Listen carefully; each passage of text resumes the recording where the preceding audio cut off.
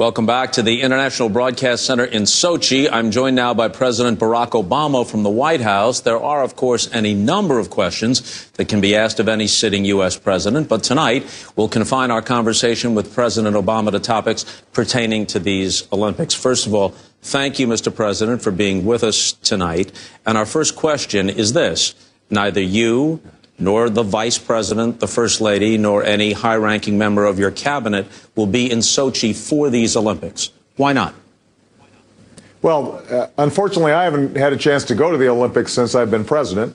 There are a lot of things going on. Even when it was as close as Vancouver, I didn't attend. And the Vice President and the First Lady, obviously, they've got pretty busy schedules themselves. But we're sending a wonderful delegation headed up by Brian Boitano. Billie Jean King, unfortunately, has a family illness that she's got to attend to. But Janet Napolitano, our former Secretary of the Department of Homeland Security. So we've got wonderful Americans representing us. And the truth is, Bob, that the folks that people are actually interested in seeing at the Olympics are incredible athletes. And we will be fielding the largest team ever. And I am very confident that they're going to be bringing home some gold. As you said, Billie Jean King, recognizable and outspoken figure, would have been there had she not been forced to withdraw at the last minute because of her mother's illness. But you are sending openly gay athletes like Caitlin Cahow and Brian Boitano as part of the delegation. It's hard to miss the message that's being sent there. Well, there's no doubt that we wanted to make very clear that we do not abide by discrimination in any forms, including discrimination on the basis of sexual orientation. And one of the wonderful things about the Olympics is that you are judged by your merit, how good you are, regardless of where you come from, what you look like, who you love. And that, I think, is consistent with the spirit of the Olympics. It is certainly consistent with American values, and we want to make sure that people understand that. The U.S. and Russia obviously have their differences, but right now there's at least one area, where those interests coincide. How satisfied are you about the level of cooperation between Russian and American intelligence and security forces when it comes to trying to keep these games safe? Well, I think the Russians have an enormous stake, obviously, in preventing any kind of terrorist act or violence at these venues, and they have put a lot of resources into it. We're in constant communications with them, both at the law enforcement level, at the military level, at the intelligence levels, and it's not untypical of every Olympics, whether it's in Canada or China or any place else.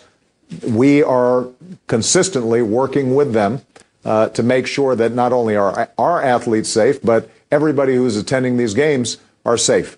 And for those people who are in attendance, my recommendation, what I've said in the past, is just be mindful. And that's true, by the way, if there's a big international event inside of the United States. Exercise common sense. Check with the State Department on their website where they can give you advice about how to make sure that you're paying attention when you're in these events. But we have gotten strong cooperation from Russia.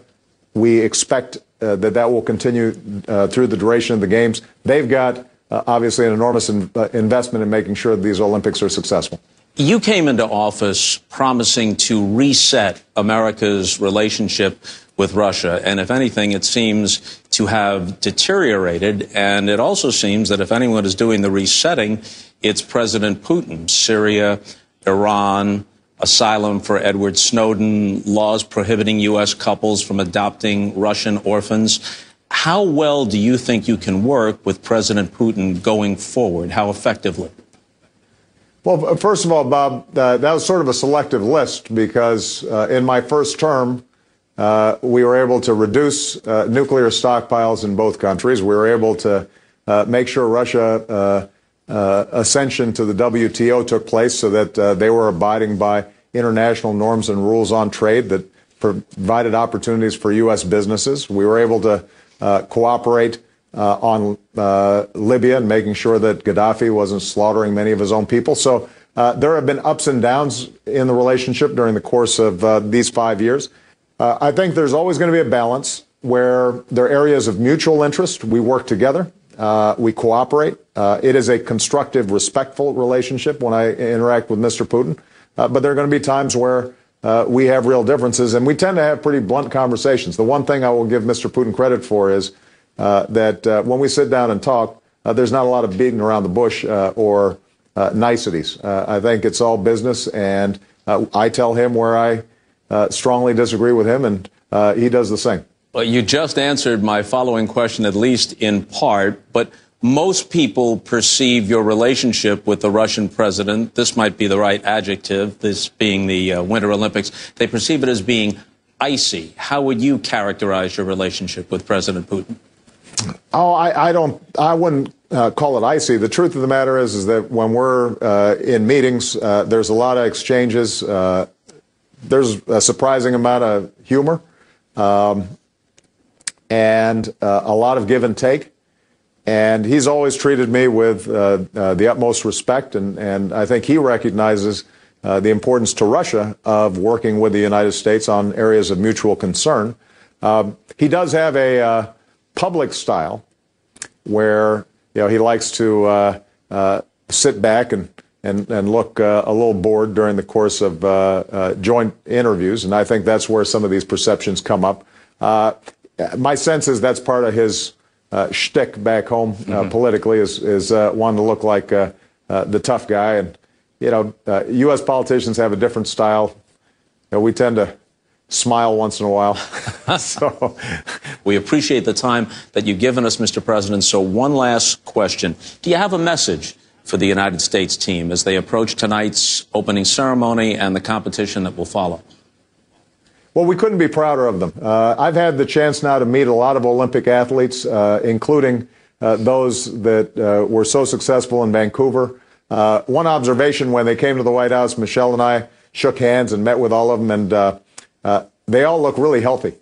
and they're wonderful and spirited, and they just make us proud. And so as president, I am obviously rooting for some of the older folks. I don't know if Shaun White or Shawnee Davis want to be called old, but at least in Olympic years, these are folks who are repeaters and are going for medals again. But what's wonderful about Olympics is also to see these young kids, 18, 19, suddenly surface on the world stage and perform under incredible pressure. So I think the main message is good luck. We are all proud of you. Everybody back home is rooting for you. We are confident you're going to do well. And I can't wait to have you guys visit the White House after you're bringing home some gold, as well as some silver and bronze. But more than anything, what I know is you'll represent what's best in our country. And we're really, really proud of all the work you've put into to get to this pinnacle of your sport, of your discipline. There you go. Mr. President, good to talk with you again. Thank you for your time. Thank you so much, Bob. Go USA. More of our conversation with President Obama is available.